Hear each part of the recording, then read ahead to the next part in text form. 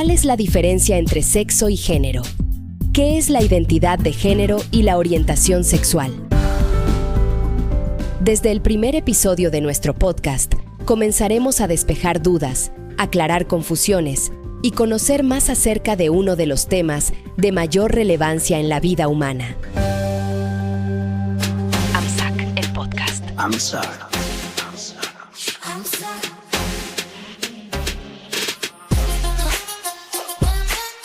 La Asociación Mexicana para la Salud Sexual, en un afán de propiciar la difusión de información que contribuya a la salud sexual en el mundo, presenta el podcast con la información generada por los especialistas de este tema en el mundo. AMSAC, el podcast. Hola, soy Nan Troyo. Hoy vamos a platicar acerca de algunos mitos en lo concerniente a la infancia y adolescencia trans y además abordaremos la reasignación de género en adultos. Pero antes, tengo el gustazo de presentarles al doctor Eusebio Rubio Aureoles, fundador de AMSAC, que está aquí para decirnos qué motiva a la AMSAC a tener su propio podcast y cuál es el objetivo. Bienvenido, Eusebio. ¿Cómo estás? Es un honor que estés aquí. Muchas gracias. Creo que la respuesta a esa pregunta apunta al desarrollo de lo que está pasando en el mundo. El podcast, debo de platicarte que yo la primera vez que oí de podcast fue hace 25 o 30 años, más o menos. Y yo dije, ya está muy interesante eso, pero va a ser para unos poquitos que se pongan ahí. Eso cambió radicalmente. El número de personas que oyen información, que buscan información en podcast, se ha ido incrementando, me parece que de una forma geométrica. Voy a comentar una cosa que Verónica no sabe. Nosotros tenemos una mujer que nos ayuda en casa. La última vez que la vi, que fue hace 3-4 días, me dijo, es que venía oyendo un podcast en su teléfono celular en el transporte público. Es claro que ha habido una modificación en las formas en las que las personas buscan información. AMSAC tiene un tiempo de estar en las formas de comunicación. Radio estuvimos mucho tiempo, la televisión un poquito, no tanto, y en emisiones distintas. Pero el podcast se ha venido a constituir una cosa que más y más gente usa. Y entonces, pues la decisión, que por cierto es de la mesa directiva, que vas a presentar más al rato, es una decisión muy, muy actual, muy inteligente. Vamos a transmitir lo mucho que se ha acumulado de conocimiento. Tenemos un poquito más de 30 años de estar trabajando en estas cosas. Y eso se traduce en que pues estemos en posibilidad de compartir, comentar, platicar información que contribuye al bienestar social. Gracias por tu respuesta, gracias por estar aquí. Es importante que en este primer episodio tú como fundador de la asociación estés presente, doctor.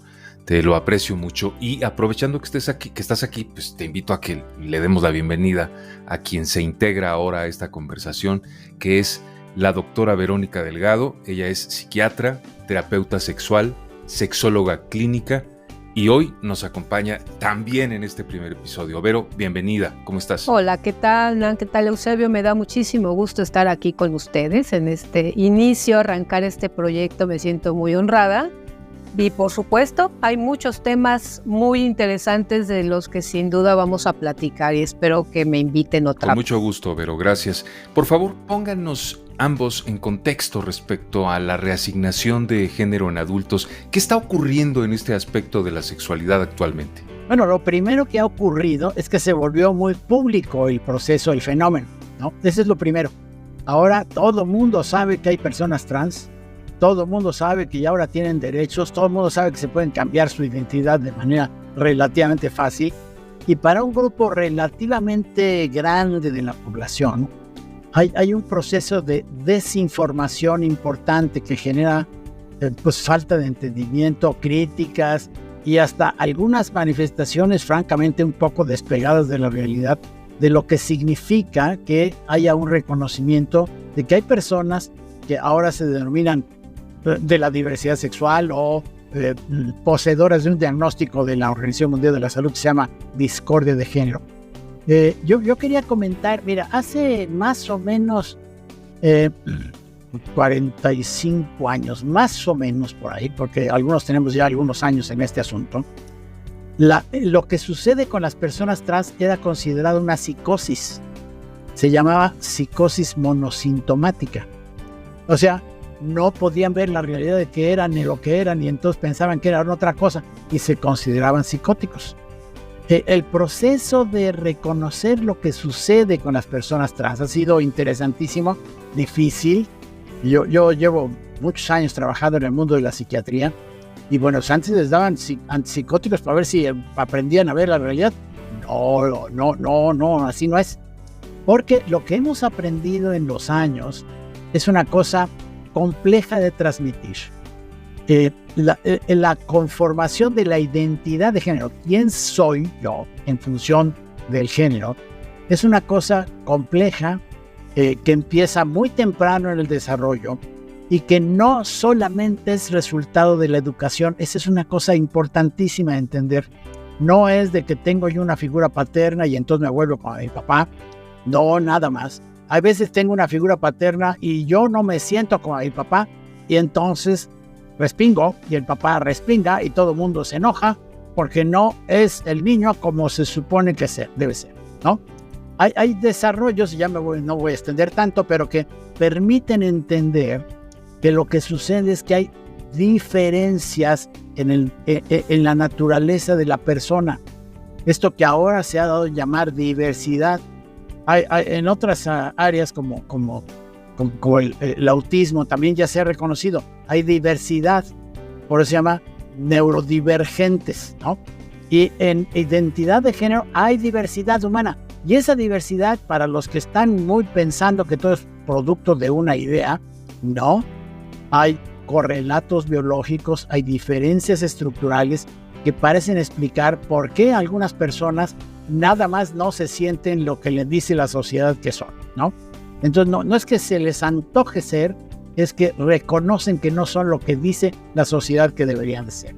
Y eso se llama hoy en día discordia de género. Ese es el nombre oficial de la Organización Mundial de la Salud. Eso quiere decir que hay una circunstancia en donde la persona no se identifica con lo que la sociedad reclama que sea. Y entonces pues, se genera una cosa muy complicada. Mientras no se reconoce, cuando se reconoce, pues entonces hay toda una estrategia para reafirmar su género. Por eso las estrategias hoy en día se llaman estrategias de reafirmación de género. Muy bien, gracias, doctor. Verónica, ¿qué opinas tú acerca de la reasignación de género en adultos? Bien, bueno, la reasignación de género, justamente que bueno que lo comentas, era la propuesta en cuanto a término que se utilizaba hace algunos años. Aparte de lo que decía Eusebio, conforme vamos entendiendo lo que sucede con la experiencia trans, así se denominan las personas trans, ¿no? Y nos permite ir afinando justamente los procedimientos, las intervenciones, el apoyo, el seguimiento, el acompañamiento. Y actualmente hablamos más bien de tratamientos de afirmación de género. No se tiene que reafirmar algo que ya es, más bien de afirmar cómo se identifica cada persona, cómo se mira a sí misma. Y bueno, y en este sentido, ya también desde hace muchísimos años existen normas de cuidado y tratamiento justamente para atender a las personas trans, ¿no? O con variabilidad de género, que esa es otra temática muy importante. Si alguien nace con esta vivencia, es decir, no es una situación de decidir, yo mañana quiero ser hombre, o alguien nacido con un sexo masculino decida, yo mañana quiero ser mujer. No es una cuestión de elección, es algo que vamos descubriendo a lo largo del desarrollo. Cómo me identifico, quién soy, cómo me quiero expresar, y en función de eso se diseñan las estrategias de acompañamiento. Aquí en México hay, tengo que mencionarlo porque obviamente merece el reconocimiento, la Clínica Condesa. Es una clínica de la Ciudad de México, es la primera clínica que ofrece, identifica la problemática, identifica la necesidad de las personas trans Y se diseña todo un programa de tratamiento y bueno, se ha ido especializando y justo ya hay hasta protocolos de atención sin discriminación, que eso es otro punto bien importante. Entonces se requiere que el personal de salud en diversas disciplinas tenga conocimiento, sepa de qué se trata, tenga, toda esta parte ética, porque el tratamiento es desde el acompañamiento emocional, psicológico, de orientación para la persona trans, para la familia y para la sociedad, escuelas, por ejemplo, con este tema de las infancias trans. Y también hay temas médicos, por ejemplo, el tratamiento hormonal de afirmación de género, que actúa sobre los caracteres sexuales secundarios, por ejemplo, ¿no? También hay tratamientos quirúrgicos de afirmación de género.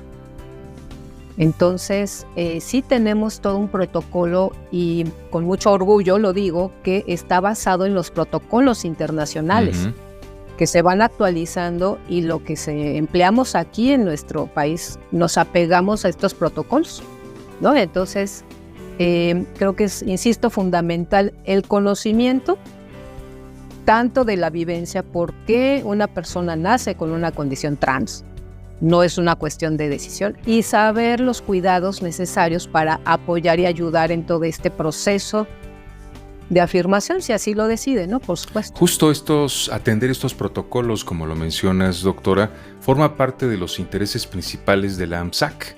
Estar actualizados, difundir esta información, y en eso nos encontramos. Desde luego, evidentemente, como nos queda muy claro, el tema da para mucho y lo iremos abordando y desmenuzando paulatinamente a lo largo de nuestros podcasts. Por lo pronto, Eusebio, Verónica, aunque sí podemos ver que ha habido avances sociales en el reto de la concientización y de la información acerca de este tema en particular, ¿cómo creen ustedes que podemos contribuir en nuestros entornos, cada uno de nosotros que no somos especialistas? ¿Qué podemos hacer para derribar o ayudar a derribar las barreras que aún existen en este tema? Mira, yo creo francamente que todas las barreras son producto de la desinformación y de las creencias. Las creencias son... Está muy bien tener creencias, eso aquí todos tenemos creencias y cosas que no podemos sustentar, pero hay muchas cosas que creemos que se pueden verificar. Y lo que ha sucedido en los años últimos es que ha habido mucha verificación de que las creencias estaban erróneas. Voy a decir dos, ¿no? Una, se pensaba que se volvían trans o se volvían, sí, raros, porque no tenían imágenes paternas, los hombres trans, las mujeres trans. O al revés, no. Pero eso está más que investigado de que no es cierto. O sea, punto, no es cierto. Los determinantes son otros. Y cuando ese conocimiento logra entrar en las personas, el desarrollo de una actitud de más respeto, de más reconocimiento, se va incrementando. Así es que, para decirlo en una sola palabra, hay que difundir el conocimiento de manera suficientemente digerible como para que las personas puedan entender por qué los movimientos sociales tan claros, tan intensos, van en la dirección. No es un reconocimiento de que la gente se puede convertir en delfín o perro o lo que sea. Eso es otra cosa, sí pasa, eso sí pasa. Pero eso sí pasa, estamos hablando de otra cosa completamente diferente. Hay que entonces bajar el balón a nivel de cancha para que los que estamos de público entendamos. Sí, para que no se anden haciendo los videos de perritos que se crean perritos y que entonces ahora ya, o que se quieren casar con sus máquinas, esas cosas sí suceden. Eso cae en el ámbito psiquiátrico y se llama psicosis. Es muy sencillo, por eso empecé con esa idea. Antes se pensaba que esto era psicosis. Hoy está muy demostrado, y la primera demostración muy potente ocurrió aquí en México, hay que decirlo, de que los problemas de psicopatología, de locura, pues, ocurren en las personas trans cuando les va mal en la vida. Si les va bien y los aceptan y los integran y todo el mundo se pone apoyador, entonces la psicopatología desaparece. Eso ya está muy documentado y orgullosamente en México fue el primer lugar, el primer sitio donde se demostró eso de manera científica, sólida, estadística. Muy bien, Eusebio. Verónica, ¿qué podemos hacer? Bien, digo, aparte de esto que comenta Eusebio, por supuesto, yo partiría de una cuestión muy básica, y sería el respeto al derecho humano. Wow.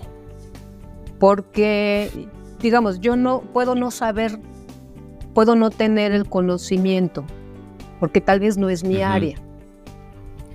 Pero al tratarse de seres humanos, merecemos respeto. Mientras yo no te transgreda, ¿no? Pues obviamente pues ahí sí hay que hacer algo y poner un límite, por supuesto, ¿no? Frente a la transgresión, en fin. Entiendo, sí. Pero ¿por qué sentimos que podemos transgredir a alguien que es diferente a mí? Entonces yo me basaría así, digamos, por eso digo, es un principio básico, el respeto a la diferencia, a las diferentes expresiones, y ya después darse a la tarea, y eso implica voluntad. Bueno, voy a tratar de entender por qué esta persona que me parece hombre viste como mujer. Voy a tratar de entender por qué y no violentarle, o al revés, ¿no? Vamos, como ejemplo, yo es algo que recomendaría: respetémonos, y creo que eso nos va a ayudar a crecer como población, como nación, como muchas cosas. En vez de a priori emitir un juicio, a veces, la mayoría de las veces sin conocimiento, además, y que está fundamentado en creencias, que como mencionó el doctor, pues sí, están bien las creencias, pero a veces las creencias están equivocadas, ¿no? Asegurarse, informarse, lanzarse a investigar, a escuchar, y no se necesita hacer una investigación científica, basta a veces con recurrir a fuentes confiables de información, no solamente a los videos de TikTok o de otras plataformas. Bien, pues gracias a ambos. A nombre de AMSAC agradezco la presencia del doctor Eusebio Rubio Aureoles y la doctora Verónica Delgado. Les invito a que muy pronto regresen para seguir hablando de este y muchísimos otros temas que se antojan, nomás de escucharlos. Bueno, la verdad yo quisiera que esto se estirara y se estirara, pero afortunadamente los tendremos aquí en siguientes episodios. Gracias a ambos, gracias Vero, gracias Eusebio. Muchísimas gracias, Naven. Gracias. Saludos, Eusebio. Muchas gracias, saludos, Vero. Su participación, Saludos, Hernán. muchos saludos, nos ha permitido ver que este es un campo amplísimo y que se antoja seguir conociendo más al respecto. En un momento, después de hacer una pausa, veremos qué onda con la infancia y la adolescencia trans. Regresamos. Conceptos y definiciones en sexualidad humana. Sexo. Sexo tiene dos definiciones. La primera tiene que ver con la diferencia de las características biológicas entre hombres y mujeres, es decir, las mujeres nacemos con vulva, los hombres nacen con pene. Y la segunda definición es el hecho de las relaciones sexuales, lo que tiene que ver con hacer el amor, tener sexo. La menstruación es un proceso natural que experimentan las personas con útero. Ahora tú, tu familia, tu escuela o institución pueden aprender a ver sus aspectos físicos, emocionales y psicológicos integralmente. Anatomía y fisiología, productos menstruales, higiene, salud y bienestar, desmitificación y rompimiento de tabús, derechos y acceso. Inscríbete al Seminario de Educación y Acompañamiento Menstrual. Es en línea, asincrónico y sincrónico. Tiene una duración de 80 horas. Hay clases teóricas grabadas con acceso 24/7 y reuniones en línea los sábados de 9 a 11. Ahorra hasta 4,000 pesos pagando todo el curso. Pide más detalles e inscríbete llamando al 55 21 15 19 51, 55 21 15 19 51 o entra a la página de AMSAC www.amsac.org. Seminario de Educación y Acompañamiento Menstrual, con el respaldo de AMSAC. ¿Tu vida ha llegado a sonar así?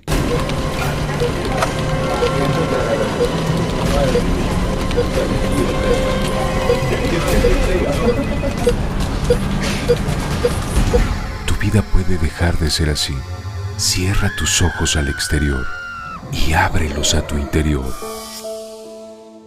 Vuelve a encontrarte contigo, a verle el sentido a la vida otra vez. Inicia un tratamiento mindfulness personalizado conmigo. Ponte en contacto y acordemos una charla telefónica previa sin costo. Recupera tu vida. Soy Nan Troyo Mindfulness. Be aware. Ponte en contacto conmigo en @sienteplenamente. La meditación mindfulness disminuye la ansiedad y tiene numerosos beneficios para la salud, incluyendo un mayor funcionamiento inmunológico. Esto publica la Asociación Americana de Psicología en su página web. Teclea @siente plenamente. ¿Qué hacer cuando desafortunadamente alguien ha sido víctima de un delito sexual? Tú, tu escuela o tu institución pueden aprender cómo responder ante una situación así.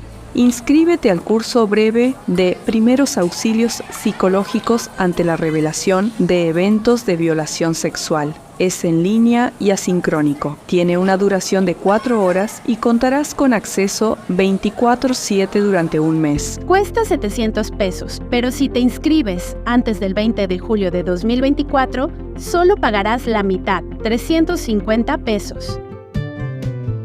Pide más detalles e inscríbete llamando al 55 21 15 19 51, 55 21 15 19 51 o entra a la página de AMSAC www.amsac.org. Curso breve de Primeros Auxilios Psicológicos ante la revelación de eventos de violación sexual, con el respaldo de AMSAC.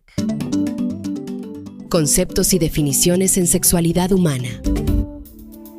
Género. El género es una construcción social en la que las personas ponen expectativas sobre otras con respecto al sexo con el que nacimos. Es decir, si yo nací mujer, me convierto en femenina. Si nací hombre, me convierto en masculino. En ese sentido, hablamos de géneros binarios.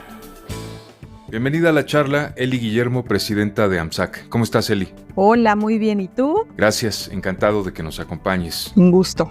Y ahora también se incorpora a este podcast el doctor Óscar Cuéllar, psicoterapeuta y miembro de la asociación.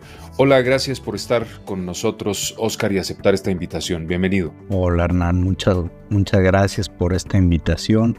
Un gusto de poder colaborar aquí en este espacio. Gracias. A ambos les pido, por favor, explíquenos qué significa esto de la infancia y adolescencia trans.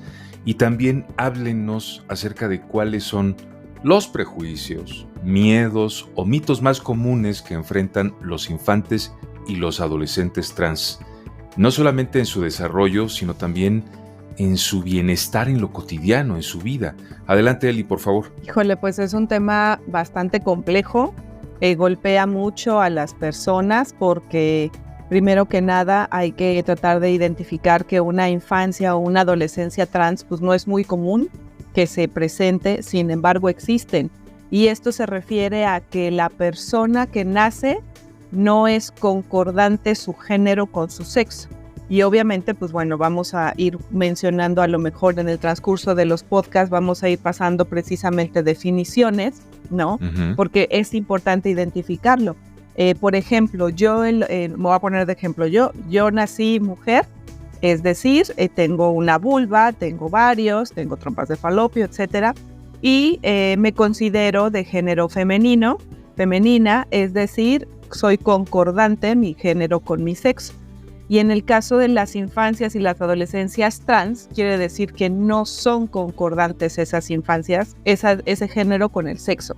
Entonces, pues cuando una mamá o un papá pues ve nacer a una hija, por ejemplo, que el doctor desde que está la concepción en los ultrasonidos le dicen es una niña, ¿no? Y de repente a cierta edad que hay que tener esta parte importante. A partir de los 3-4 años una persona ya sabe de qué género es, se exprese o no libremente, pero ya identifica.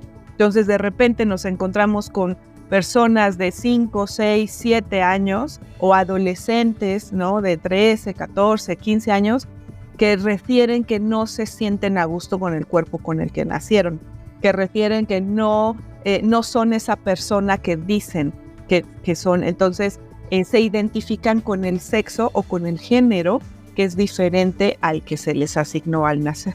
Entiendo. Imagínate que cómo lo viven.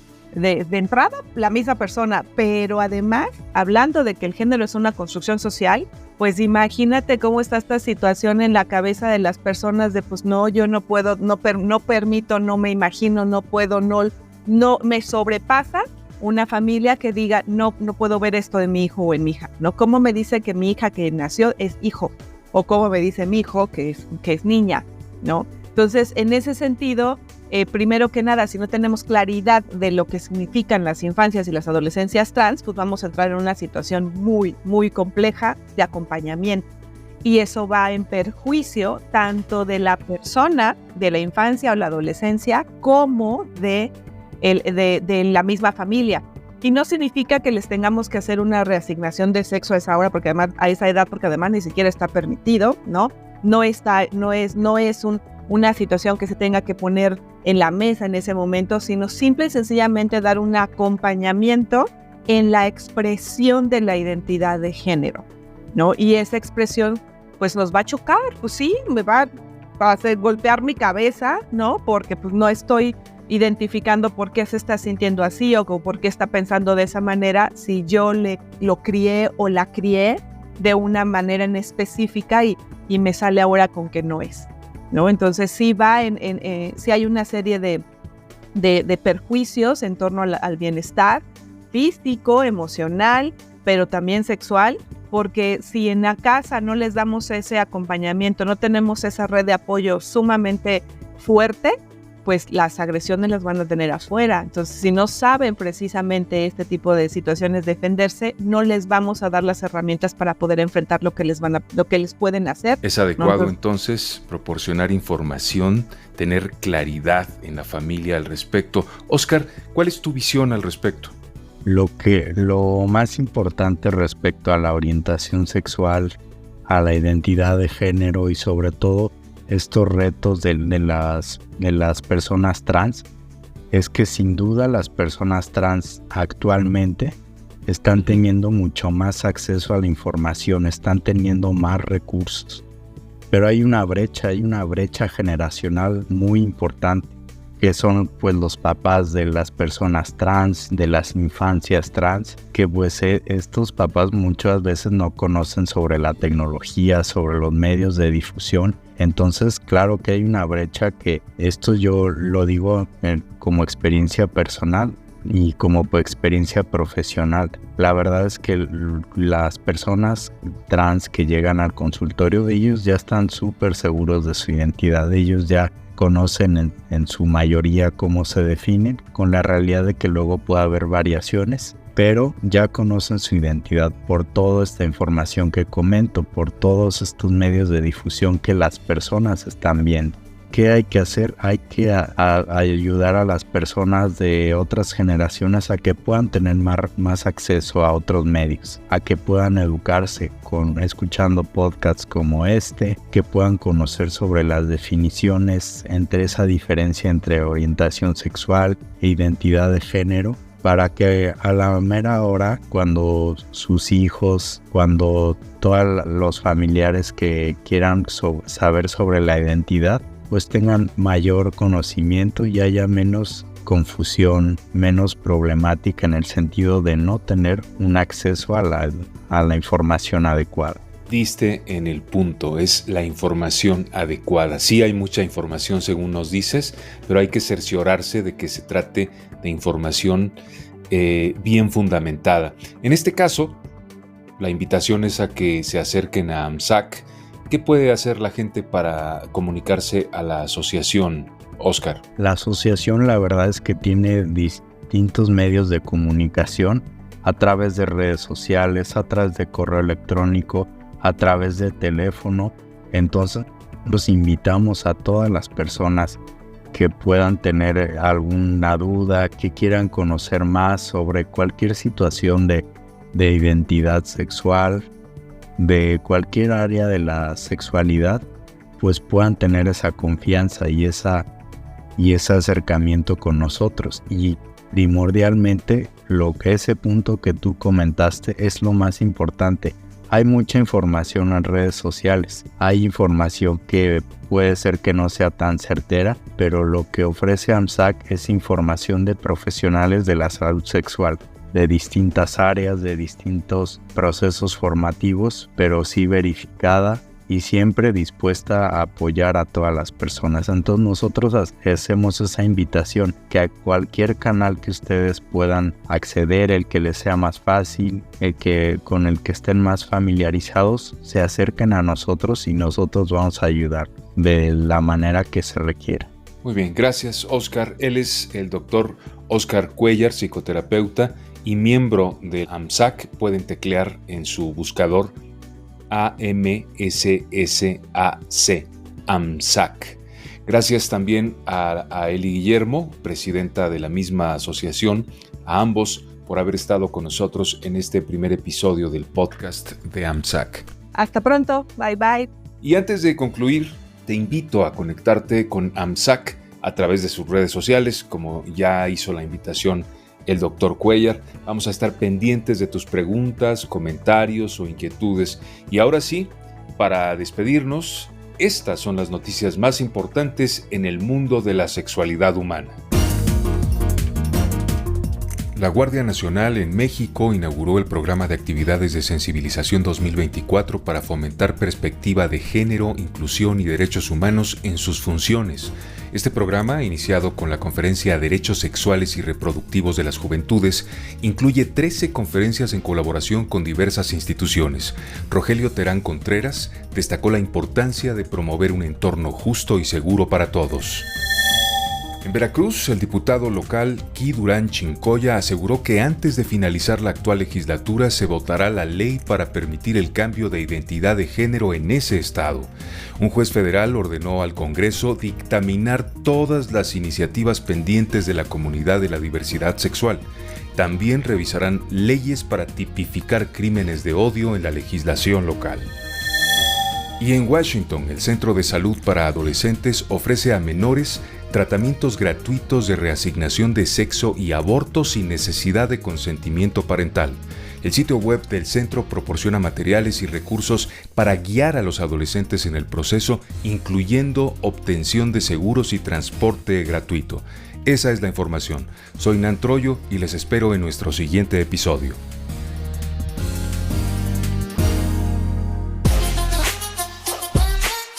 La Asociación Mexicana para la Salud Sexual, en un afán de propiciar la difusión de información que contribuya a la salud sexual en el mundo, presentó el podcast con la información generada por los especialistas de este tema en el mundo. AMSAC, el podcast.